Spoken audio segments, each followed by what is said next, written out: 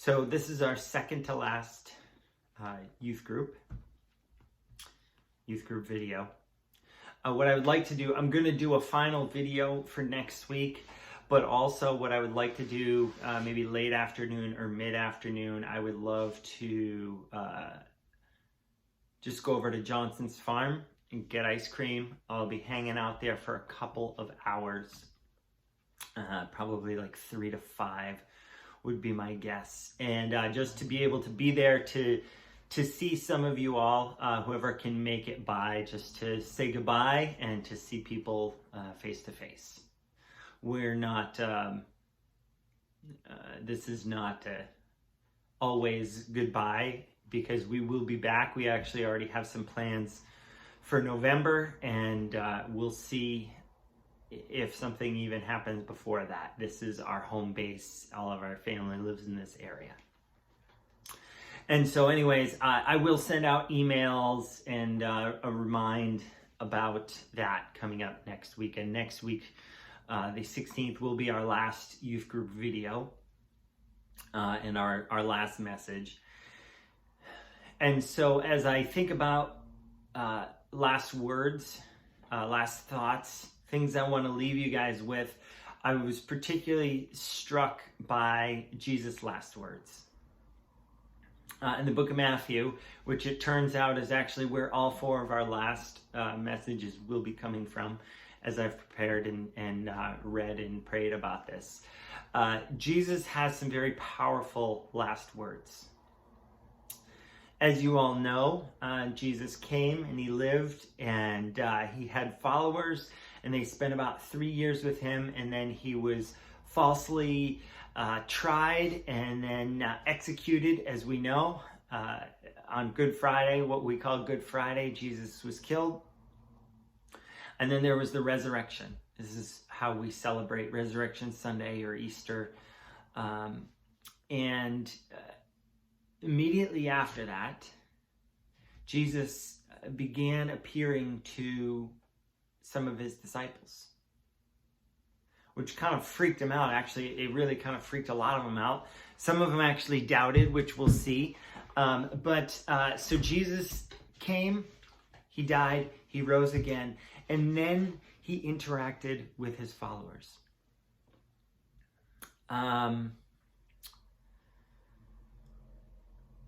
That's where we're looking. Jesus' last words to his followers are how the book of Matthew ends. It's Matthew chapter 28. And I'd just like to read through this for you. Matthew 28, starting in verse 16. I think I'll read it through, and then maybe we'll go through and pick it apart a little bit. And it says, "Then the 11 disciples went to Galilee, to the mountain where Jesus had told them to go." Now you may be saying, hold up, I thought there was 12 disciples. There was 12, but then there was Judas who betrayed himself. And then he went out and he killed himself. So the remaining 11, after Jesus was resurrected, the remaining 11, they went to Galilee, to the mountain where Jesus had told them to go. So they'd had some sort of interaction with Jesus at this point, and he basically said, hey, go here and wait for me. Then Jesus came to them and said, I jumped ahead. Verse 17, when they saw him, they worshiped him, but some doubted. Then Jesus came to them and said, all authority in heaven and on earth has been given to me. Therefore go and make disciples of all nations, baptizing them in the name of the Father and the Son and of the Holy Spirit, and teaching them to obey everything I have commanded you. And surely I am with you always, to the very end of the age. So they went where Jesus told them to go. That's the first thing. They had some sort of interaction. Jesus said, hey, go here. And they did. They obeyed. But then it's interesting because Matthew tells us that when they saw him, they worshiped, but some doubted. Some doubted. When they saw Jesus, who with their very own eyes they had seen killed. They had seen his body beaten and bruised. They saw him hung on a cross. They saw him take his last breath. That guy, the dead guy, is now up walking around again, and some of them doubted. I have a lot of conversations with people about doubts. I think doubts are okay. I really, really do. I know many of you have expressed different doubts that you have about faith and about understanding and about the Christian life, and that's all of us. It is okay to doubt. But what I don't think it is okay, and this is how I've kind of come around over these last 10 years, I don't think it's okay to just sit in our doubts and obsess on those. There are questions that you're going to have that just might not be answered until you go and meet and see Jesus face to face. They've worshiped and some doubted. So even the people who worked side by side with Jesus for 3 years, who followed him in everything he did, who knew him better than anybody, they doubted. So the first thing I want to say to you in this is it is okay to doubt. But also, I don't think we should just let it sit there. I think we got to deal with it. I think we have to address it. And I think we have to put some time and energy into understanding. You're not going to understand everything ever. But I think you have to get to the point, and even me at times have to get to the point where I say, I'm not going to understand this, but I'm still going to trust God and I'm still going to move forward. Rather than letting a doubt paralyze or stop you from your belief. Then the next thing Jesus says is, all authority in heaven and on earth has been given to me. He's making a declaration of who God equipped him to be. He's kind of given his credentials. God has given me this authority. It's as if you were being addressed by a high-ranking official or a CEO or somebody with some authority and is saying, hey, I've been giving this authority and now I'm commissioning you to go and to run with this. And that's exactly what he does. He says, all authority has been given to me, and therefore I'm challenging you guys to go. To go and to make disciples of all nations. A disciple is a follower of Jesus. It's somebody, a disciple is a loaded word, but basically if you are a follower of Jesus, you are a disciple. And if you are a disciple, it is your job to be going and making disciples. It is your job to be going out and to be telling other people about Jesus. We don't do a good job of that in New England.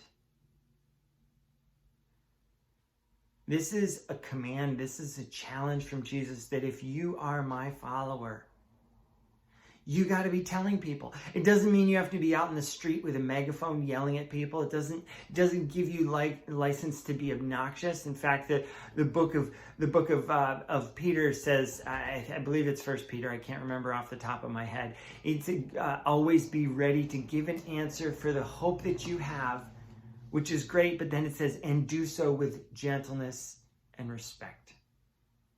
So never is it okay to be obnoxious and to beat people over your head with your faith. But most of us stray too far in the opposite direction. And we're so afraid of offending people, and we're so afraid of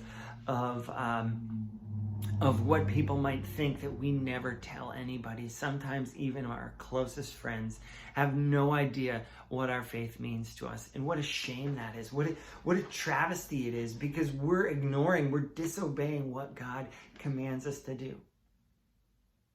Imagine, I've shared this before, and it's so true. Imagine you were given you discovered the cure for cancer. Think of how broad and how deeply cancer has affected all of us in one way or another.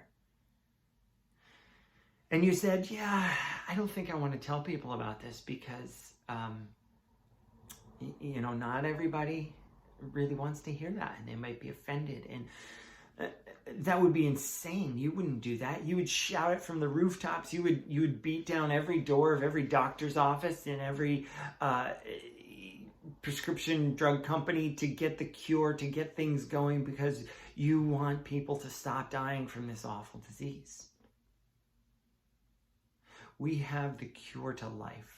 We have the cure to sinfulness in human beings, and we have hope for the world. And most of us are too self-conscious and too afraid of, well, I might offend somebody, or they might think less of me, or they might judge me, or they might think I'm weird because I tell them about this hope that I have. I'm guilty of it too. My freshman year of college, I wrote a letter to my best friend growing up because I realized we'd been best friends for like 4 years, and I never once really shared with him about what my faith meant to me. He was so grateful to receive my letter. He's like, I kind of always wondered about that. You never really shared with me about that part of your life. He said, I'm fascinated by it.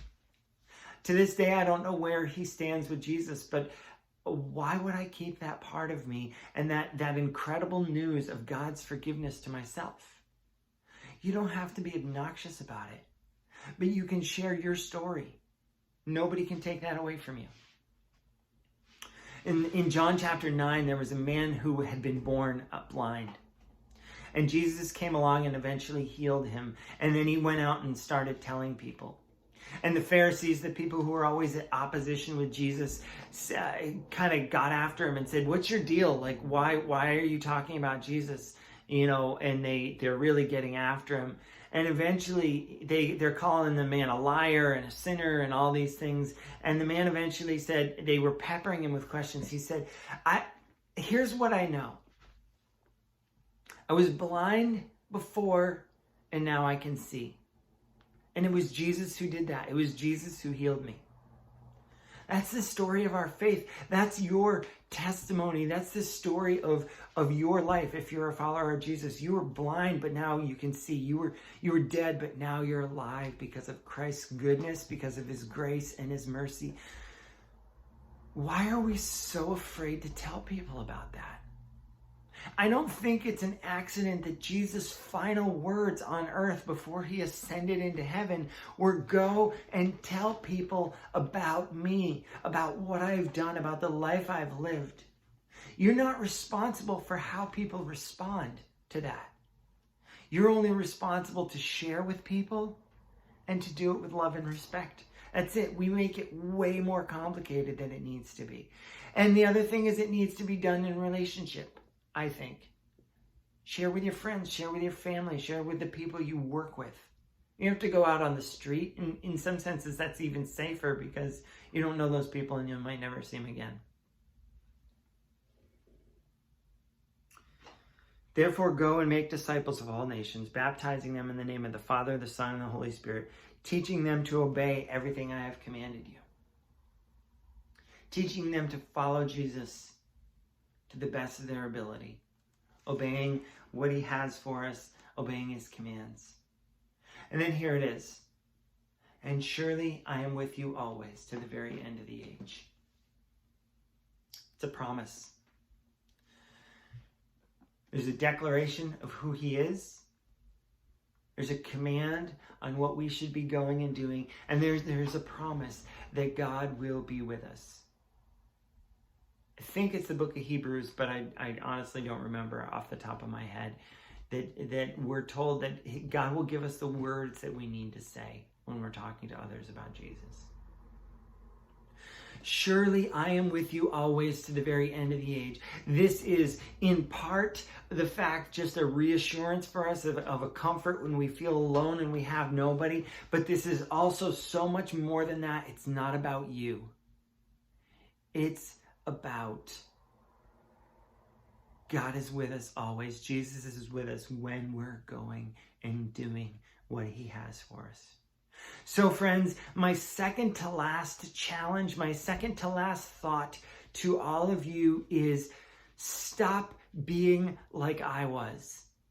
Stop being so afraid to tell even those who are closest to you about your faith. Why would you keep that from people? Especially now, there's so much chaos and there's so much turmoil in this world. People need hope. And if you're a follower of Jesus, you have the greatest hope there could ever be. Go and tell. Do it with gentleness and do it with respect. Get a feel for where people are. But you gotta go and you gotta tell. People need Jesus. People are devastatingly looking for hope. You have the answer. Even when you doubt it, you do. That's all I got for today. See you guys next week.